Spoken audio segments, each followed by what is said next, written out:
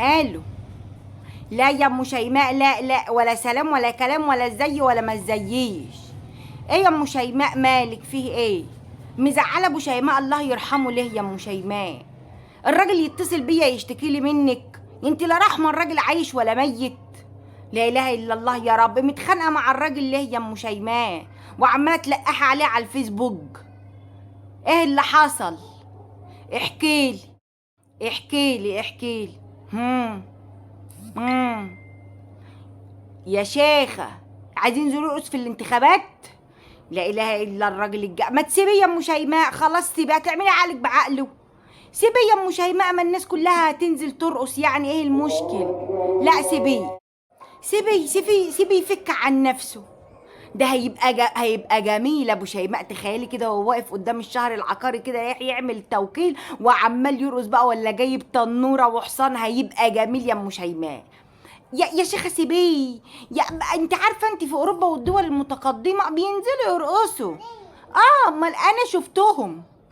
لا ما سافرتش، انا سافرت راس البر. بس بفكر اسافر ان شاء الله. سيبي يرقص يا ابو شهاب، ما تعمليش عقلك بعقله. ده ياما الناس رقصت في انتخاب ميركل. انت فاكره كده؟ بس لا، رقص كان في رقص في اللي بقى بايدن. انت فاكره بايدن نجح كده هو؟ لا، ما بالرقص بردك في الانتخابات.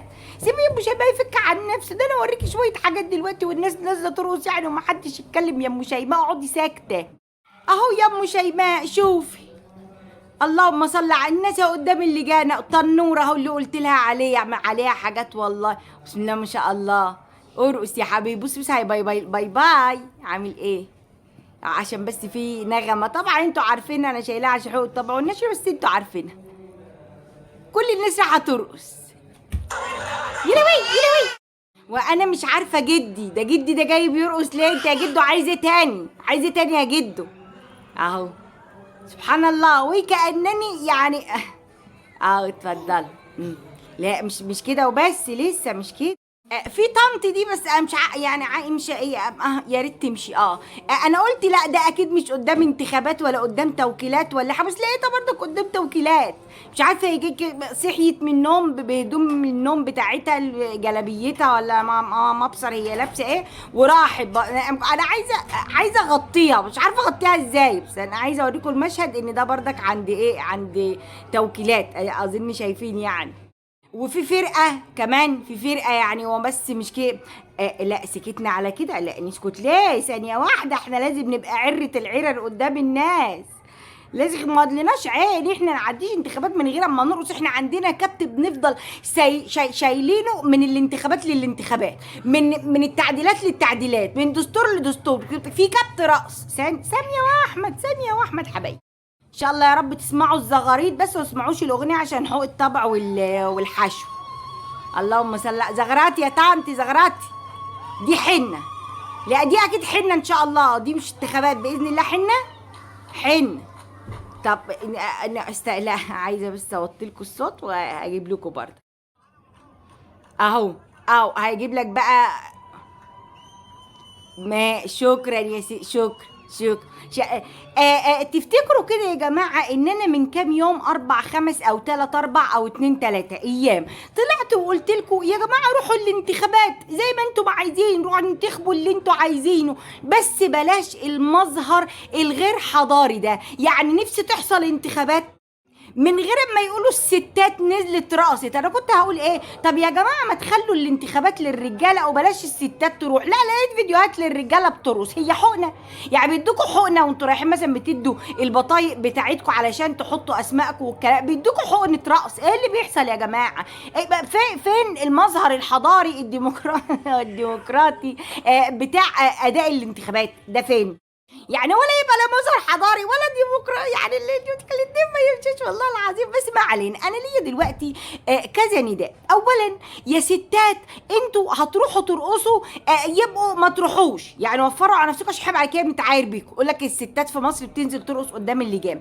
ثانيا بلاش بقى الزغاريت والتنوره والدي جي والكلام ده كله. لسه قلت الفيديو اللي فات وهقول تاني كل شويه هفضل اقول. ثالثا بقى، ده بغض النظر عن الكراتين اللي بدأت تنزل والناس بقت توزع زيت، بسم الله ما شاء الله، 6 ازايز زيت، يعني طبعا فيهم الطمع. 6 ازايز زيت في 70، ادي 420 جنيه، لا مبلغ بقى يخلي الواحد يقوم ينزل. وبعد اذنك بقى، يعني انا عندي بس مداخلة كده بسيطة زغنطوزة للحاج الاستاذ حسين الجسمي، يعني انت على راسنا من فوق، على راس. بس معلش يا استاذ حسين، يعني انت منورنا ومشرفنا ومكترنا ومقدرنا وكل حاجه، بس بعد اذنك ممكن ما تناديش على حد، يعني ما تقومش تنادي، يعني ولا تقول نادي على الصعيدي ولا ابن اخوه البورسعيدي ولا الشباب، ما تناديش. ما انت ما تناديش علينا، اللي عايز يروح هو عارف مكان الانتخابات وطريق الانتخابات وطريق اللجان وعارف طريق التوكيلات وعارف طريق الشهر العقاري وعارف يروح يدي بطاقته المبيع. ما تناديش على حد، خليهم قاعدين بعد اذنك، عشان انت بقى بتوترنا. قوم نادي على الصعيدي، فتلاقي بقى البورسعيدي يقول لك ده، طب ما اقوم بقى، ده قام نادي على الصعيدي بقى، وانا ما اروحش ازاي؟ فتلاقي بقى والشباب الاسكندراني يقول لك دي اللمه دي لمه رجال، لا طب واحنا مش هرجع بقى، وينزلوا، فتفتح علينا فتوحه. فبعد اذنك يا استاذ حسين، خليك بقى في البلبطه والنعنشه، وتروح البحر وتعمل تش على عيننا وعلى راسنا من ساعه بولت البحر وتعمل تش. قفلوا الشواطئ، قفلوها يا حبيبي صدق. بس برضك جهد مشكور منك. فبعد اذنك ما تناديش على حد.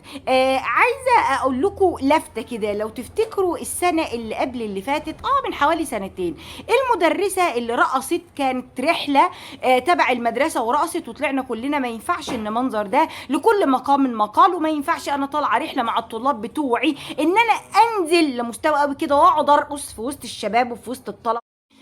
وده ما ينفعش. كان في مهندسة كمان برضو رقصت في الحرم الجامعي، وقلنا ازاي دكتورة مهندسة ترقص في الحرم الجامعي وما ينفعش، والاتنين اتوقفوا على العمل والاتنين اتحقق معاهم.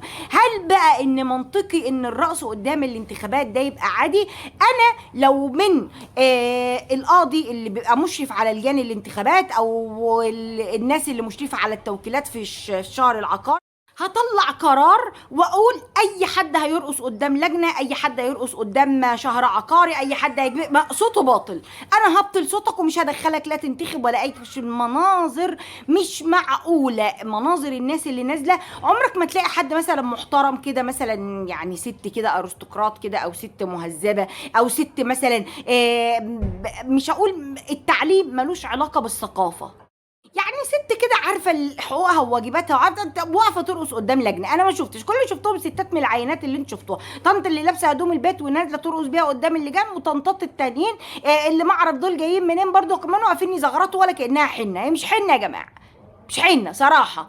يعني انا عملت الفيديو من كام يوم، وكل اللي انا قلت عليه يا ريت ما يحصلش، لا حصل.